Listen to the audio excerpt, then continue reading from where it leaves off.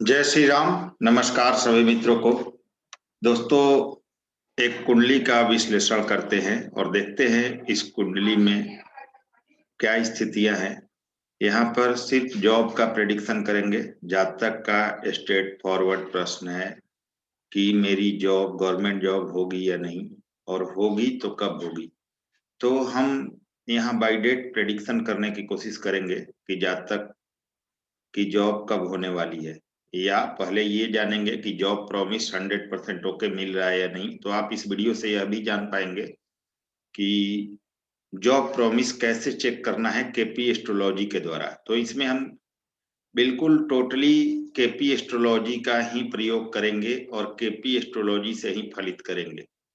और हम यह जानेंगे कि क्या इस कुंडली में केपी एस्ट्रोलॉजी के थ्रू यह प्रॉमिस मिल रहा है कि जातक जॉब करेगा ही करेगा, और अगर मिलेगा तो वह जॉब कब होगी जातक को, ये हम कैसे जान सकते हैं। तो इस वीडियो में हम यही जानेंगे कि जातक का जो प्रश्न है कि जॉब होगी कि नहीं, उसका जवाब दे, और जॉब कब होगी बाय डेट प्रिडिक्शन करने की कोशिश करेंगे। तो आप लोगों को ये भी पता चलेगा कि जॉब का नियम कैसे देखते हैं, और जॉब निकालने का समय समय भी केपी एस्ट्रोलॉजी के थ्रू कैसे हम जान सकते हैं। इसमें जन्म समय संशोधन किया गया है, और जन्म समय संशोधन करने के बाद इनकी कुंडली में 23 मिनट का अंतर आया है। और अब जो हम प्रेडिक्शन करेंगे, क्योंकि आप सभी मित्र अच्छे से जानते हैं कि केपी एस्ट्रोलॉजी नक्षत्रों पर आधारित होता है, सब लॉर्ड पर आधारित होता है, नक्षत्र पर आधारित होता है। तो थोड़ा सा भी अगर चेंज हो जाए जन्म समय में, तो सब लॉर्ड और सब लॉर्ड चेंज हो जाते हैं और हमारा प्रेडिक्शन बिल्कुल गलत हो जाएगा। तो केपी एस्ट्रोलॉजी से कोई भी कुंडली फलित करने के लिए सबसे पहला नियम ये है कि आप उस कुंडली का जन्म समय बिल्कुल ठीक कर लें। तो जन्म समय 10 मिनट का भी ठीक होता है, 50 मिनट का भी ठीक होता है, 2-4 सेकंड का भी ठीक होता है, और 2-4 घंटे का भी ठीक किया जा सकता है, 6 घंटे का भी जन्म समय ठीक किया जा सकता है। लग्न शुद्धिकरण भी होता है। इसका वीडियो मैंने दिया है, आप पीछे जाकर देख सकते हैं। जन्म समय शुद्धिकरण का 3-4 तरह से मैंने वीडियो दिया है, बल्कि 5 तरह से दिया है कि कैसे जन्म समय को ठीक किया जा सकता है। तो चलिए इस कुंडली को प्रेडिक्ट करते हैं। उससे पहले आप सभी मित्रों से यह एक जानकारी देना चाहूंगा कि मेरा अन्य एक ज्योतिष चैनल है जो जिस पर बहुत ही ज्यादा ज्ञानवर्धक जानकारियां दी जाती है। उसको आप सब्सक्राइब करें और अपने ज्ञान को और ज्यादा बढ़ाएं उस चैनल के द्वारा, और जहां तक हो सकेगा वहां सपोर्ट भी आपको मिलेगा। तो उस चैनल का लिंक मैं इस वीडियो का डिस्क्रिप्शन में दे दूंगा, वहां से आप जुड़िए और इस चैनल को सब्सक्राइब कीजिए। जितना हो सके सपोर्ट कीजिए। अगर वीडियो पसंद आ रहे हो तो लाइक शेयर सब्सक्राइब जरूर करें। चलिए इस कुंडली का प्रेडिक्शन करते हैं। आप देख सकते हैं ये केपी चार्ट है। केपी चार्ट मैंने यहाँ रखा है और यहीं से प्रेडिक्शन करेंगे हम। इनका डेट ऑफ बर्थ आप लोग नोट कीजिए। 25 अप्रैल 1996 का जन्म है। 12:32:16 का जन्म समय संशोधन के बाद इनका जन्म समय जो निकल कर आया वह 12:32:16 का है, और 12 बजे पीएम का है, यानी कि दोपहर के बाद का है, 12:32:16 का। हमीरपुर, इनका हमीरपुर का हिमाचल प्रदेश का जन्म है। और इस कुंडली के माध्यम से हम जानेंगे कि इनका जॉब का प्रॉमिस मिल रहा है या नहीं, और मिल रहा है तो कब मिल रहा है। आप लोगों को समझने के लिए सभी चीजें यहाँ पर मैंने ड्रॉ कर दी हैं, काली रेखाओं को बना दिया है ताकि आप लोग आसानी से समझ सके हर चीज को क्या क्या देखना है। चलिए शुरू करते हैं। इस कुंडली में यह देखना है कि जातक को क्या सरकारी नौकरी मिलेगी या नहीं, और अगर नौकरी मिलेगी तो कब मिलेगी, उसका परफेक्ट टाइमिंग क्या होगा। नौकरी की स्थिति मैं आप लोगों को पिछले वीडियो में बता चुका हूं। केपी एस्ट्रोलॉजी के थ्रू नौकरी की स्थिति तब बनती है जब छठे भाव का उपनक्षत्र स्वामी यानी 6th का सब लॉर्ड छठे भाव का उपनक्षत्र। अब ये भी एक नियम है केपी का, आप सभी को बता दूं कि जिस भाव का आप विचार कर रहे हैं, जैसे धन का विचार कर रहे हैं, मकान वाहन का विचार, जैसे मकान वाहन का विचार कर रहे हैं तो यह चौथे भाव के उपनक्षत्र स्वामी से, संतान का विचार कर रहे हैं तो 5वें भाव के, विवाह का बात कोई विचार कर रहे हैं तो आप 7वें भाव के उपनक्षत्र स्वामी से, आप धन का विचार कर रहे हैं तो दूसरे भाव के उपनक्षत्र स्वामी से जानेंगे, इसी स्वास्थ्य का विचार कर रहे हैं तो पहले भाव के उपनक्षत्र स्वामी से जानेंगे। तो हमें जॉब का प्रेडिक्शन करना है तो छठा भाव लेंगे, क्योंकि छठा भाव जॉब का भाव माना जाता है और गोल्डन हाउस के पी एस्ट्रोलॉजी के थ्रू माना जाता है इसको, जो जॉब देता है, कंपटीशन का भी भाव है। तो हम यह जानेंगे, मैंने आप लोगों को पिछले वीडियो में बताया है कि सिक्स्थ कस्पल सबलॉर्ड यानी कि छठे भाव का उपनक्षत्र स्वामी अपने नक्षत्र स्वामी और उप नक्षत्र स्वामी के जरिए, यानी सिक्स्थ कस्पल सबलॉर्ड अपने नक्षत्र स्वामी और उप नक्षत्र स्वामी के जरिए इनसे मिलकर अगर 2, 6, 10, 11 भाव को सिग्निफाई करेगा, यानी दूसरे, छठे, 10वें, 11वें भाव का सिग्निफिकेटर होगा, तो जातक को नौकरी मिलती है। लेकिन अगर छठा ना आए, 7वां वहां पर आ जाए तो जातक व्यापार करता है, और 6 और 7 दोनों आ जाए तो जॉब और व्यापार दोनों करता है। जैसा कि मैं पहले के वीडियो में आपको बता चुका हूं कि किसी भाव का फल मिलेगा या नहीं, यह उस भाव का उपनक्षत्र स्वामी तय करता है। तो यहाँ नौकरी के लिए छठे भाव के उपनक्षत्र स्वामी को हमें देखना होगा। 6 हाउस के उपनक्षत्र स्वामी क्या अपने नक्षत्र स्वामी और उपनक्षत्र स्वामी के द्वारा मिलकर 2, 6, 10, 11 भाव को सिग्निफाई कर रहे हैं या नहीं, ये देखना होगा। अब देखिए, छठे भाव का उपनक्षत्र स्वामी हमें देखना है, तो यहाँ भाव स्पष्ट पर आप जब जाएंगे, केपी चार्ट जब आप बनाएंगे तो भाव स्पष्ट पर जाइए और यहाँ 6 जो लिखा हुआ है इसके सामने जाइए। देखिए छठे भाव के उपनक्षत्र स्वामी कौन बनेंगे। देखिए इनके नक्षत्र स्वामी और उपनक्षत्र स्वामी यहाँ दिया हुआ है।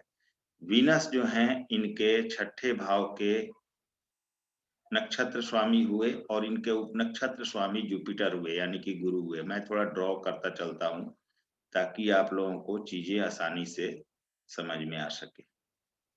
देखिए यहाँ जब हम छठे भाव पर जाएंगे तो सिक्स्थ कस्पल सबलॉर्ड यानी छठे भाव का उपनक्षत्र स्वामी सबलॉर्ड जो है वो गुरु है। छठे भाव का उपनक्षत्र स्वामी यहाँ गुरु बनेंगे। अब हमें गुरु को यहाँ प्लेनेटरी पोजीशन में आ जाना है और देखना है कि गुरु के नक्षत्र स्वामी कौन है और गुरु के उप नक्षत्र स्वामी कौन है। तो फिर से मैं आप लोगों को समझा दूं कि छठे भाव का उपनक्षत्र स्वामी यह तय करेगा अपने नक्षत्र स्वामी और उपनक्षत्र स्वामी के जरिए मिलकर कि क्या जातक को गवर्नमेंट जॉब होगी या नहीं होगी। तो छठे भाव का उपनक्षत्र स्वामी जो भाव स्पष्ट में हमने देखा वह गुरु बन रहे हैं। तो अब हमें प्लेनेटरी पोजीशन पर आकर गुरु को ले लेना है और गुरु के नक्षत्र स्वामी कौन है ये देखना है। तो आप देखिए नक्षत्र लॉर्ड गुरु के यहाँ वीनस दिखा रहे हैं, यानी कि शुक्र गुरु के नक्षत्र स्वामी हुए और गुरु के उप नक्षत्र स्वामी यहाँ शनि हुए। आप देख सकते हैं यहाँ जुपिटर लिखा हुआ है यानी गुरु, और गुरु के सामने यहाँ देखिए नक्षत्र लॉर्ड के नीचे यहाँ पर वीनस यानी शुक्र लिखा है और सब लॉर्ड के नीचे शनि लिखा है यहीं पर, यानी कि गुरु के नक्षत्र लॉर्ड शुक्र हुए और इनके उप नक्षत्र स्वामी जो हुए वह शनि हुए। अब हमें क्या देखना है कि सिक्स्थ कस्पल सब लॉर्ड हमारा गुरु था, इसके नक्षत्र स्वामी शुक्र हैं और उप नक्षत्र स्वामी शनि है। इन तीनों को यहाँ पर ग्रह सिग्निफिकेटर यानी हाउस सिग्निफिकेटर में देख लेना है कि ये किन किन भावों के सिग्निफिकेटर हैं।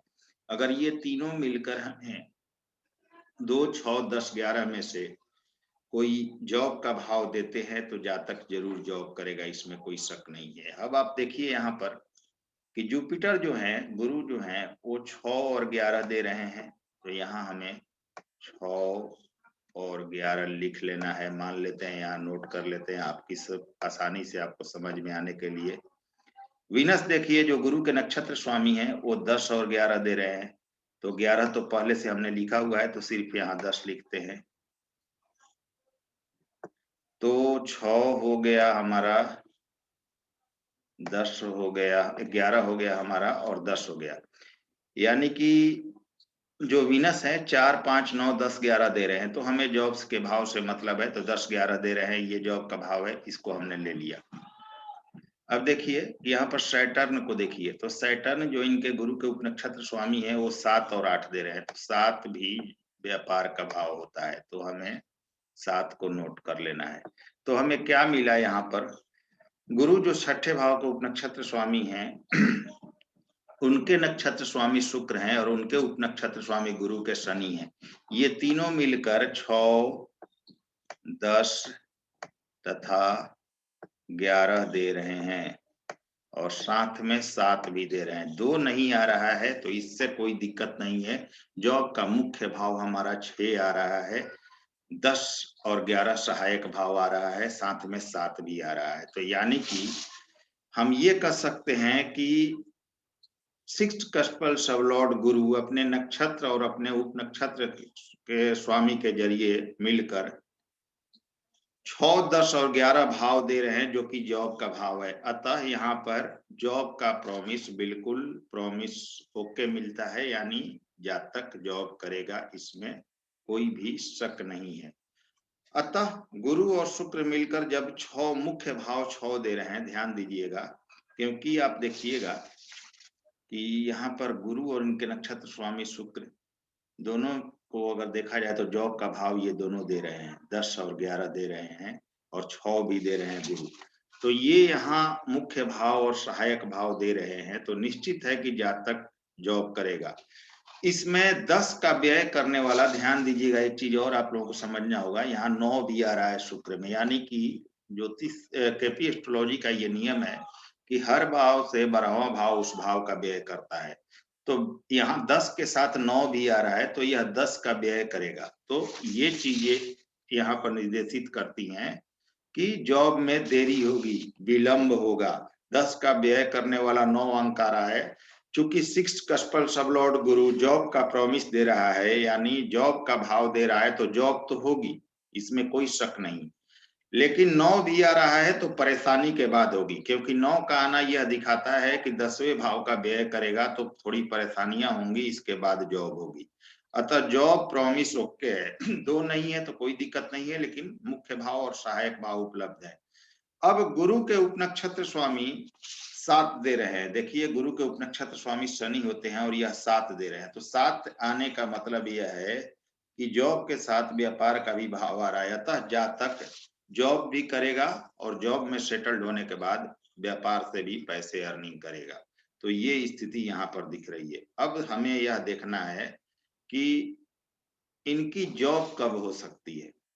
हमने ये चेक कर लिया कि यहाँ पर जॉब प्रॉमिस ओके है, जातक को हम बेझिझक कह सकते हैं कि आप गवर्नमेंट जॉब में जाएंगे, क्योंकि आपका सभी भाव जॉब का मौजूद है। अब दोस्तों एक चीज और आप लोगों को बता दूं कि अगर छठे भाव का उपनक्षत्र स्वामी जो ग्रह है वह सूर्य से किसी प्रकार कनेक्टेड हो जाए तो जातक उच्च स्तर का सरकारी नौकरी पाता है। मान लीजिए गुरु यहाँ पर है 6th कस्पल सबलॉर्ड, तो इनके राशि स्वामी बन जाते सूर्य, नक्षत्र स्वामी सूर्य बन जाते, उप नक्षत्र स्वामी बन जाते, या उप नक्षत्र स्वामी सूर्य बन जाते, तो हम कह सकते थे कि ऐसा जातक 100% उच्च स्तर का गवर्नमेंट जॉब करेगा और ज्यादा 100% प्रॉमिस ओके हो जाता है। लेकिन चूंकि जॉब के सभी भाव आ रहे हैं, अतः जातक जॉब करेगा, इसमें कोई शक नहीं। अब देखिए कि इनकी जॉब कब होगी। इन सभी चीजों को मैं क्लियर कर देता हूं ताकि आप लोगों को समझने में आसानी हो। अब हम जानेंगे कि जॉब कब हो सकती है। तो अभी जैसे आप इस कुंडली में चेक करेंगे ये डेट डालकर, तो बुध की दशा है और बुध 2 और 10 दे रहे हैं। बुध की दशा है, मार्स की दशा है, अभी आप देख मरकरी की दशा है, ध्यान दीजिएगा। और मरकरी देखिए यहाँ पर 2 और 10 दे रहे हैं, तो यह जॉब का 2 भाव दे रहे हैं।